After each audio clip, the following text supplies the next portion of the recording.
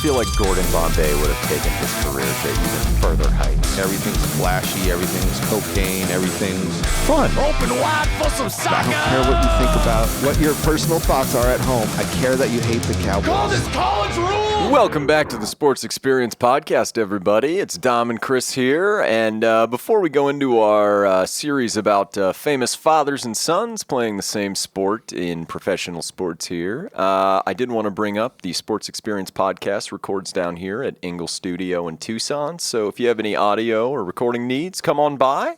And in addition to that, please follow us on all our social medias, as well as subscribe to our YouTube page. We need to pump those numbers up and keep producing the quality content that you've all enjoyed. So, Chris, who we got today? Man, we got Brett the Hitman Hall.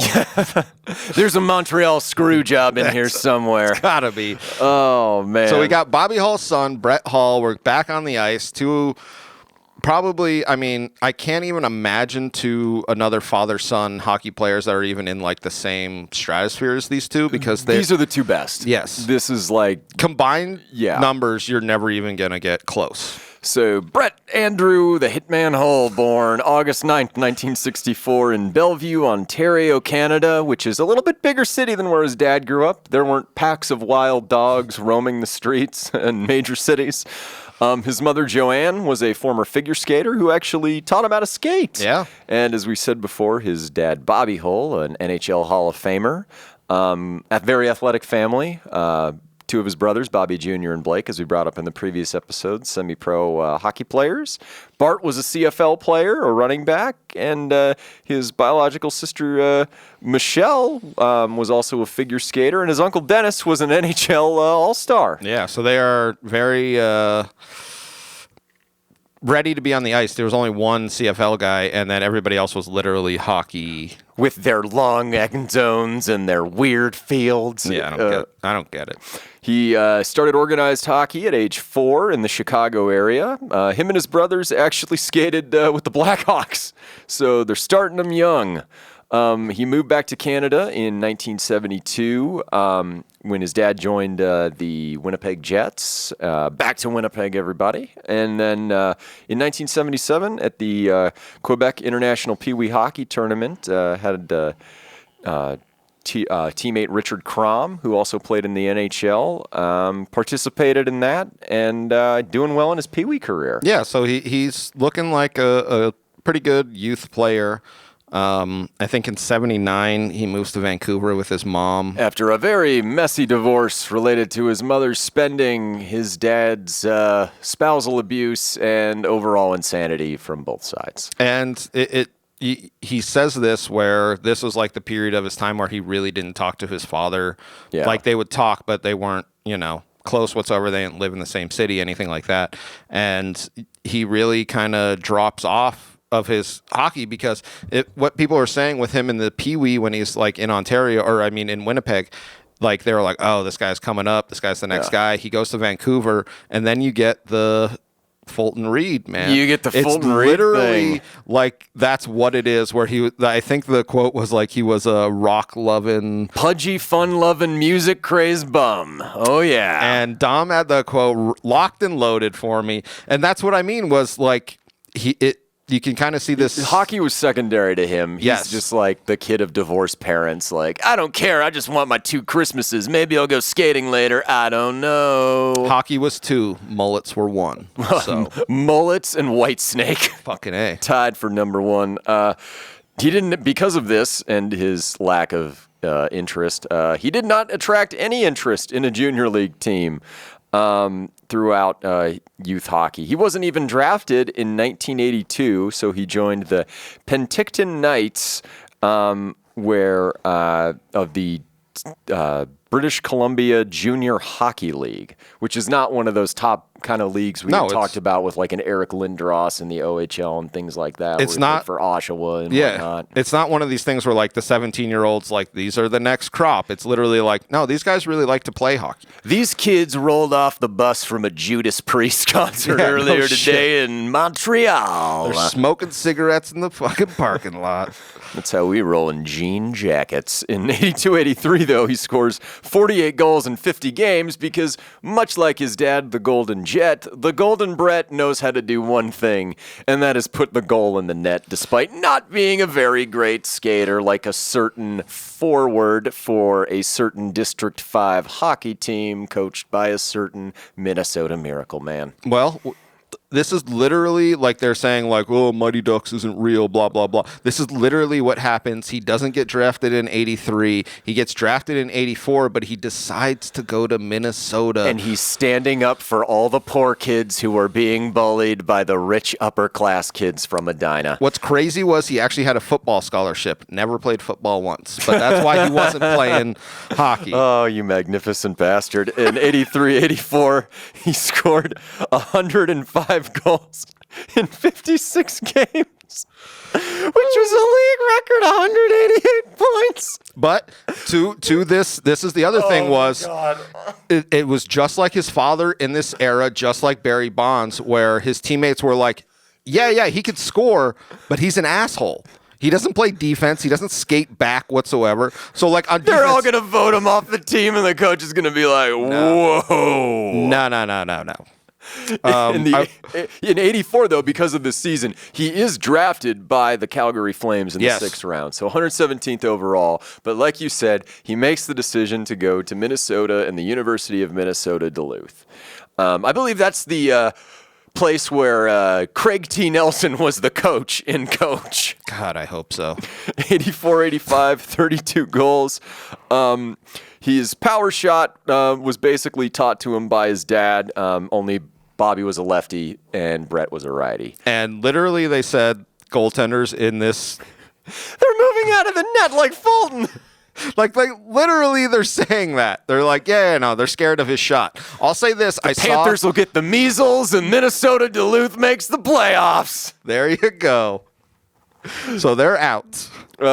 He started to improve his skating a little bit, basically because his coach took him through the Mall of America on rollerblades with all of his teammate ruffian youths. It's weird. You wouldn't think rollerblades would translate so great to ice hockey, but God, it was like perfect. Yeah. You know? Oh, totally. And he wore eye black too. No, I know he didn't, but 85-86, 52 goals. He still holds the record at the school for power play goals, hat tricks, and multiple goal games. The Incredible Hull was his nickname there, just because of how great he was at scoring. Basically, Happy Gilmore shooting it into the goal as well. His dad finally came and saw and watched him in an NCAA playoff game, and by the end of his career, and then in 2006, they had retired as number 29. So he did all he needed to do, and it almost reminded me of Eddie Balfour, where he went to North Dakota after gaining like very little interest and then just becoming a freaking star and hot commodity. Well, I feel like the thought was his goal scoring wouldn't translate because his other skills were so low.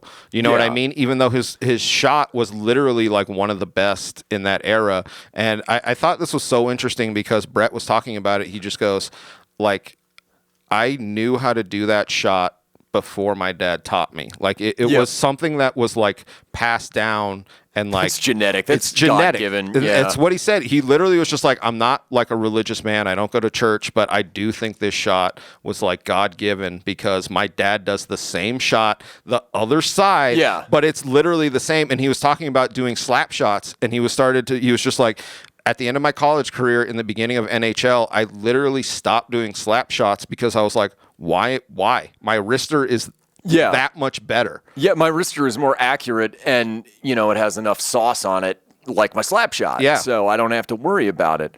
In 85-86, he actually joins Calgary on their run to the Stanley Cup Finals. I believe this was the year we had talked about in the Grant Fuhr episode. They finally get through the Edmonton Leviathan on the own goal. So on May 20th, 1986, he makes his debut in Game 3 of the Finals against Montreal. Plays in 2 games, but they end up losing 4-1 to the Canadiens. In 86-87, he has to go back to the minors in the Moncton Golden Flames. I believe that's in New Brunswick in the AHL. All he does is score 50 goals and 93 points. They basically sent him down there to work on his conditioning. Yeah, that was it. They literally were like, please work on your skating you're tracking back because he just wouldn't. Yeah, and this might be the era with Theo Fleury too, where I think Flames so. are building like just a ridiculous team. Well, this is the thing that people are saying because we're getting to where he gets brought up in the Flames and then traded. But people were saying, like, if he didn't get traded, this Flames team would have been insane. In the early 90s, yeah, they're definitely challenging Detroit because you have Hull, Fleury before he gets into all his off-ice nonsense. Like, and Mike Vernon's still in goal. Probably doesn't go to Detroit. I mean, like, you're building a great team. But then I was thinking about this. Because they do win in 89. They do win a Stanley Cup final in 89. But I was thinking about this. If he stays, would he have, because he goes to other places and he does work on his conditioning, but if he stayed, because he said he really did not like it in Calgary. No. Like, he talked about when... You know who liked it in Calgary? The Jamaican bobsled team. That's goddamn correct, sir. So he was the league's rookie of the year, though, in Moncton. Makes the All-Star team. And then by November 13th, 1986, he scores his first goal NHL against the Hartford Whalers, team of Gordie Howe. Gordie's still playing. Gordie is still playing in 1987. He is 83 years old. No, I don't think he's 83 then, but still. The game winner in a 4-3 win. In 4 playoff games, he has 2 goals and an assist. The following season, 87-88, he's working on his conditioning. 52 games, 26 goals, and 50 points. But then this year, in 1988, on March 7th, he is traded to the St. Louis Blues. And this starts kind of the emergence of Brett Hull as an NHL star. Well, this is what he said. He doesn't necessarily say this in so many words, but he's like, I don't know if I would have been as good if I stayed in Calgary because it wasn't important enough, almost like it like I don't know what it was. He's not the star on Calgary, though. I will say, like, they have a lot of up and coming and also good young players, but also really good veterans on their team. Where he's not the main guy, and he goes to St. Louis, and they're like, "Oh, you're our guy," and he has someone has a nice shot on him, doesn't he? Yep. 88-89, he led the Blues in goals with 41. He had 43 assists. Still the poor conditioning, and they lose to Chicago in the conference semis that year. His head coach, Brian Sutter, was very adamant about getting his conditioning in line for the following season, and it's good for him because he has a certain line mate who's also in the Hall of Fame at this point, a center named Adam Oates, and the greatest hockey nickname, in my opinion, Hull and Oates. Yep. I mean, they made people's dreams come true. Those Blues teams were man-eaters until they actually had to play important games. I don't know if anybody gets the reference, but it's about that singer Holland Oates. Holland Oates, the same guy, Just Charlie? one guy. Just one guy. Holland Oates. You guys know. I thought it was interesting with Abandoned Luncheonette. Because literally they were like, just please improve your skating because we can Stop see you. eating donuts. Well, we can see you not being able to get back on defense. We just need a fucking body on defense. And this is what St. Louis was telling them because I feel like in Calgary they were just like, he's never going to get back. And you can't even do one sit-up. It does. We can wait. It does improve his game. That's the thing. When he goes to St. Louis, he said it was like a trade that his career needed. But I feel like when Holland Oates became this fucking team, you know what I mean? That was what he really needed, and we see it later on in his career, was he needs a center that can set him up. And Oates was a great assist man. That's basically why he's in the Hall of Fame, is he was just like, oh yeah, he's open. And both have talked about how this was just awesome. He was the rich girl to him during my God, this. so much. So in 89-90, he leads the NHL in goals with 72, 41 assists, 113 points. And then they proceed to lose in the semifinals to the Blackhawks, 4-3, his dad's old team. 13 goals and 8 assists, though, in the postseason. So he doesn't stop. I was going to say, he's just like his dad. Yeah. 90-91 was even better, though. Leads the NHL in goals again with 86. 45 assists, a career high 131 points. 91, and mind you, during this stretch for the St. Louis Blues, and basically up until they won the Stanley Cup a couple of years ago, their postseason collapses are epic. They happen very often because they're in the postseason very often. And there was a lot of hype behind these teams going into the postseason. Like, here we go. We're not going to let it happen again. And then it's just like watching a car wreck. You're just like, oh no, 91-92, another NHL league leading goal season with 70. He had 3 straight seasons of 70 plus. I want to say this, 89 to 92, so these 3 seasons, he scored 228 goals. There's only 2 players that ever scored more in 3 seasons, and that's Gretzky with, I think he had 250. And probably Mike Bossy. And I think it was Mike Bossy. Yeah. Mike Bossy, go check that episode out. So it's one of those things where you see his unbelievable goal-scoring ability, and that's what Brett is. He is a goal scorer through and through. And 91-92, he had the 50 goals in 50 games, which is just like... He was the 5th player to ever do that. He is one of these guys where you're like, and I hate to say it, but he's such a fucking athlete's son, where you're just like, God, if he put 100% into it, he could have been the best player ever. Because it's not like Barry Bonds where he gave 100%. Yes. Barry Bonds gave 100%. He was just a giant douche. Yes. They were saying Brett was out there just kind of skating around at 80, just being like, yeah, I mean, we're going to do this, right? Look.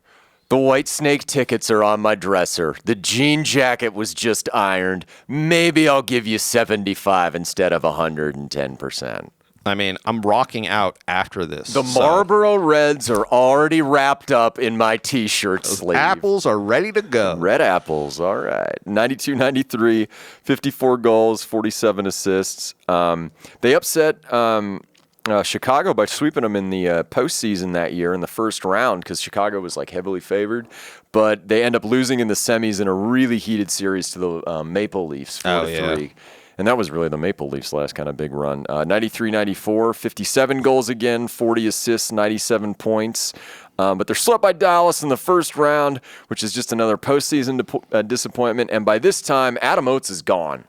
I think he was traded to Boston. And Brett was not very happy about that. And he also made it publicly known that he was not very happy about it. And they get a new coach. So it's Mike Keenan. Mike Keenan comes in, they get rid of Oates, and he gets stripped of his captaincy. So all of this shit. Just like Charlie Conway. Son of a bitch. So many references. No, what do you mean? It's Spazway. Spazway. 94-95. He only had 50 points and 29 goals, but you need to remind yourselves this was a very shortened season due to the strike. Yep. They end up losing to the Canucks in the first round. Our man Pavel Bure right there. And then in 95-96, 43 goals, 40 assists. And this was kind of a crappy series for them because they draw the number 1 seeded Red Wings in the second round, and they take them all the way to 7 games but lose. Not saying they probably would have beat the Avalanche, but if they win that series, there's probably no Red Wings Avalanche rivalry. Yeah, that he ends up joining with later, which is kind of crazy, but yeah. That was a season... that season, December 22nd, 1996, he got his 500th goal, which made him and his dad the only pair in that club, which is pretty impressive. I think that's pretty good, man. Like I was saying, the shot is genetic, and you can tell because getting 500 goals is crazy, and the fact that they both did it, and his uncle has 300 plus, it's crazy.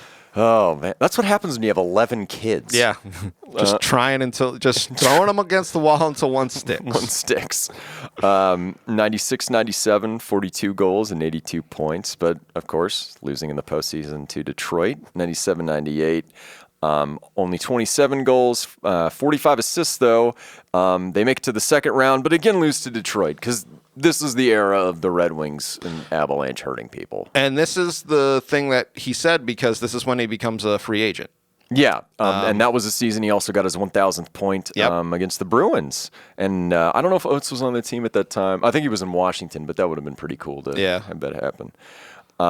And scored his let's talk about the offseason and what happens in 98 offseason. Well, it's one of these things, and it's so like Barry Bonds, just minus the steroids, where he was like, I'm tired of losing postseason games. Yeah. It was very much where he's performing unlike Barry Bonds outside of one series. But it's interesting to think that he really is making a conscious decision of looking at teams and being like, okay, this team is actually viable. I'm going to go to this team because I think the Blues were giving him a bigger contract. Yeah, it's like we're going to get past the second round of the postseason. Like we're built for deep Stanley Cup playoff runs. I think he did this twice where he took lesser money to be on better teams. So he ended up going for it was a 3-year, $15 million deal that St. Louis offered him. But Dallas offered him, I believe, 3 years and 17, so it was just slightly more to go there. And on July 2nd, 1998, he's traded to the team that is now the emerging power in the Western Conference. That season, yes, he got his 1,000th career point. And 600th goal. Man. On the groin injury, though, in 98-99 kind of limited him to 58 total points. But this is the first season he's playing on a team because Dallas is loaded at this point. It's almost like his dad when he went to Europe going, yeah, I guess. Yeah, no, seriously. It is very much like it's not all falling on him. And up until this point in his career, as I was talking about before the podcast, he was a plus-minus albatross. Yeah. So for those of you who don't know hockey, plus and minus is when you're on the ice, you get a +1 for a goal that you or your team scores, or you get a minus for a goal that your team gives up. He was minuses across the board during his time in St. Louis. I believe I wrote it down. In 93-94, he was -27 despite scoring 54 goals. That's ridiculous. Crazy. Yeah. This season, though, in Dallas, he was a career high +19. So he's really starting to share the puck and, become more of a team player. Yeah. He's got 58 points. They enter They win the President's Trophy, so they're the number 1 seed going into the playoffs. They sweep the Oilers. Then they beat his old team, the Blues, in 6 games, and then a very exciting Western Conference final against the Avalanche. They win in 7 and go to the Stanley Cup against Dominic DiTolla and the Buffalo Sabres. Yeah.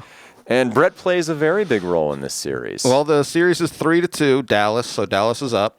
They go to overtime. Third overtime in Game 6. I read that and I was like, I watched this game. It was epic. I didn't remember it, and then I looked up the highlights and I was like, oh yeah, this did go to a third overtime. And then we get what is considered a controversial goal, even though it shouldn't have been. But the NHL really screwed the pooch on this one. The NHL is not the smartest of leagues. I don't understand. As far as communication. Yes, as far as communication. So at the beginning of the playoffs, they made a rule saying that as long as you control the puck going into the crease, you can be in the crease and score. Yeah. Forever, it was illegal to be in the crease and score.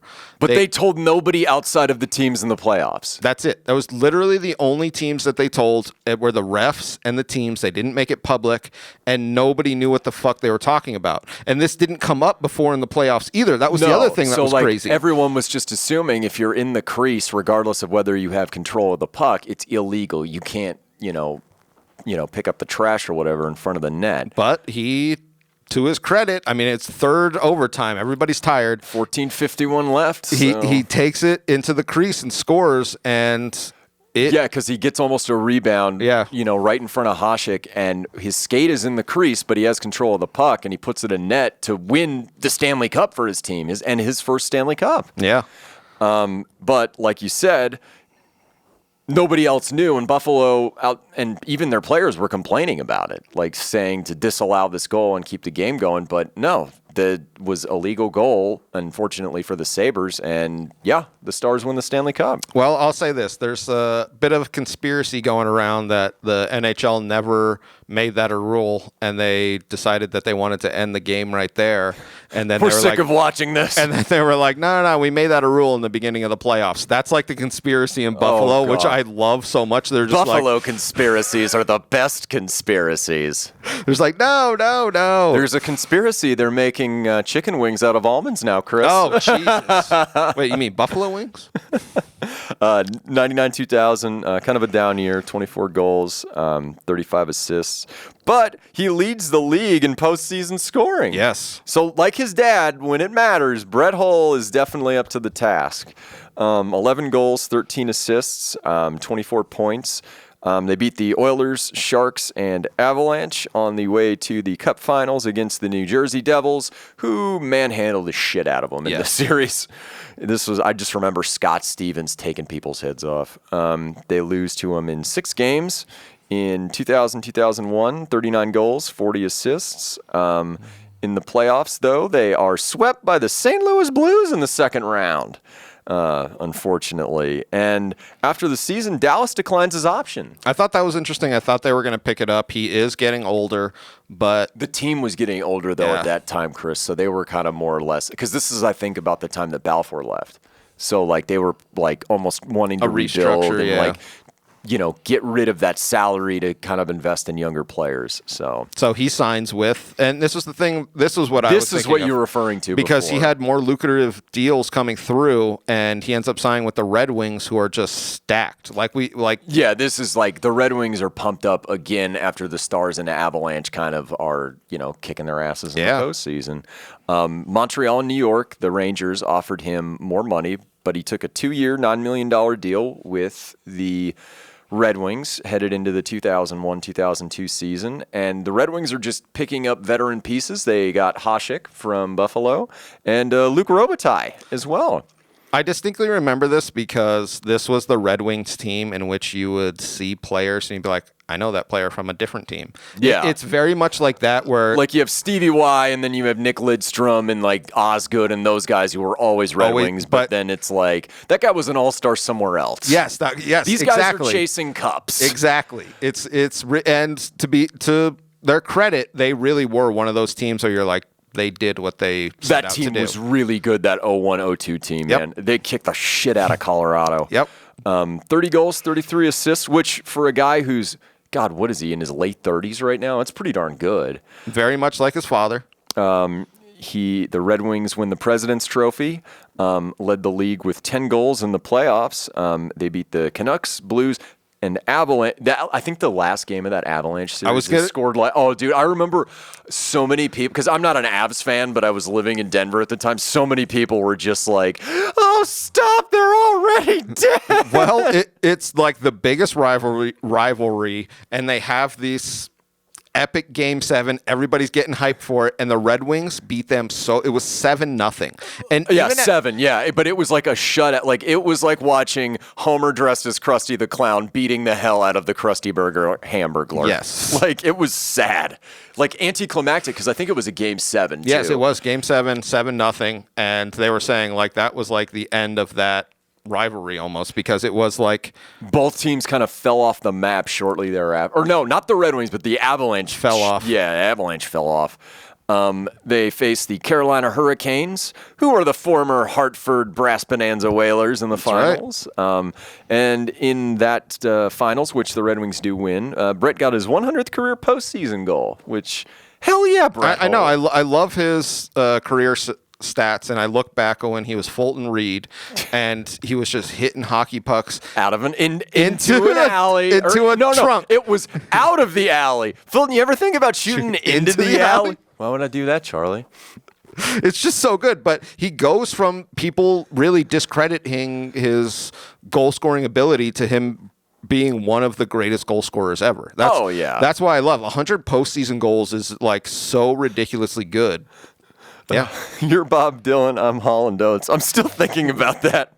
So in 02-03, 37 goals, 39 assists. He has 76 points, and he's almost 40 years old. I thought that was one of his more impressive seasons when you see, because forever he was just known for scoring, and this late in his career, he has 76 points. You're like, yeah, it's awesome. He scores his 700th goal this season against the Sharks. Unfortunately, this was the year where, for whatever reason, Jean-Sebastien Giguère in Anaheim just rolled through everyone up until the Stanley Cup final. So they were upset. He was seeking an extension at age 38, 1 year, $5 million. And the following season, in 03-04, he has 25 goals and 43 assists. Unfortunately, they beat the Predators in the first round, but then they were upset by Calgary in 03-04, and that was the year they made the Stanley. So basically, any team, if you beat Detroit, you're making the Stanley Cup Finals. Yep. In the second round. sadly, after that season, we don't have an 04-05 season. Well, in this offseason, I thought it was interesting that Dallas came out and they were like thinking that they were going to re-sign him. They rebuilt a little, and they're like, you should come in as one of our veteran, and he ends up re-signing, or not re-signing, he ends up signing with the Coyotes. Well, yeah, he signs with the Coyotes in 05-06 because there's the lockout. And then they lock out, yes. Well, he actually signs a 2-year deal with them, and 1 year gets, negated or whatever. Erased, yeah.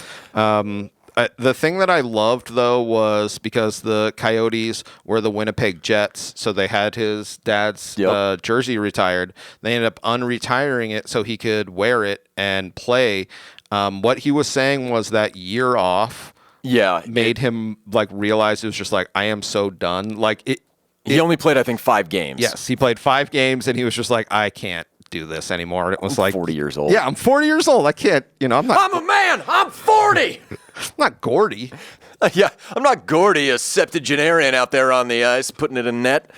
So want to get into his international career? Yeah. Because he has a very interesting international career as far as who he plays for. So he has dual citizenship, which I do not agree with. No. You pick a winning team, but Brett picked a winning team. Maybe not for hockey, but for life. He picked the winning team. So Canadian and U.S. dual citizenship. Because his mom's American. And he ends up picking the U.S. team to play for. Because Canada didn't want him. I mean, the U.S. asked him, and he was like, you know what? Yes, I'm going to go with you. Well, and I feel like it's not like Canada didn't want him, but Canada was almost like, yeah, you want us. Yeah, you but know what I mean? It's like 86, you think, someone's still going to White Snake shows. Look at our roster. Do we really need you? And then the U.S. is like, oh, a strange sport played by damaged people. Come on over, Brett. Join the winning team in life. They play in the World Championships in 86. He has 7 goals and 11 points. They finish in 6th. And then in the 86 Calgary Cup, they upset Canada. Oh, God, I love that 5-3 game. He is quoted as saying, I don't feel more like an American than a Canadian. I just want to play. Yeah. And I think that was probably all the thinking that went into his decision. Well, they're offering me a chance. And I feel like it's kind of like with him going to the Red Wings, where it's just I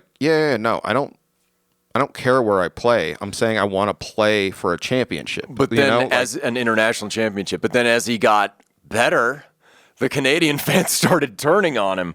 In the 96 World Cup of Hockey semifinal in Ottawa in a game against Russia, the Canadian fans in the crowd kept yelling "traitor" at him, which I don't agree with. No, I don't agree with. But it's very at all. Canadian. I'll say that. It's passive aggressive. Very passive aggressive. Very passive aggressive. And so if he was another color like Grant Fuhrer, probably a lot of racism thrown his way. Not in Canada. Not in crazy? Oh, in Canada. No, they're a beacon. No, their prime minister just wears blackface.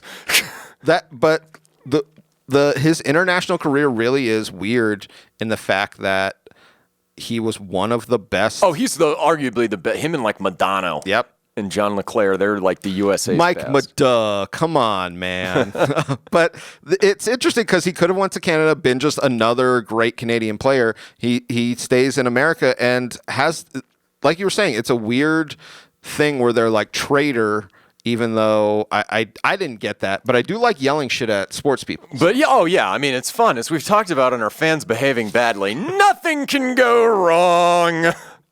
In that decisive game in the best-of-3 final, he scored a goal to help erase a 2-1 deficit with 5 minutes left, and they won 5-2. So Brett is showing his stuff for the U.S. Good old U.S. of A. The 98 Winter Olympics, though, were far more disappointing, because I remember going into that Olympics, there was some talk about the U.S. shocking some having a good team, yeah. And they just got pretty much. This was the year Hasek in the Czech Republic and Jágr just completely beat Canada because we talked about it on our Lindros episode. Yeah. Well, I feel like it was when Europe finally had like not good players but good teams. Yeah, like and it wasn't like you don't have to play for the Soviet Union anymore. Yes, that. Oh, Jesus. Only 2 goals in 4 games. After the Olympics, he trashed his hotel rooms, allegedly, but he had claimed the Canadian media wanted to have their hand in it and make him seem like a sore loser. Well, I heard a different story. I heard Whitesnake was touring, and they came, and he fucking partied with them. David Coverdale took out his penis, which was bigger than Shaq's, and it was like, hold on, is that a banana blade? Hold on. Is that a banana blade in your banana hammock? What is Tawny Katayan doing on that car? In 2002, though, and I remember this distinctly, him and the U.S. team are really good in this Olympics. They had probably their best Olympic showing outside of that 1980 team. A lot of people were excited. Brett, along with Madonna and Leclerc as their front line, made it all the way to the finals.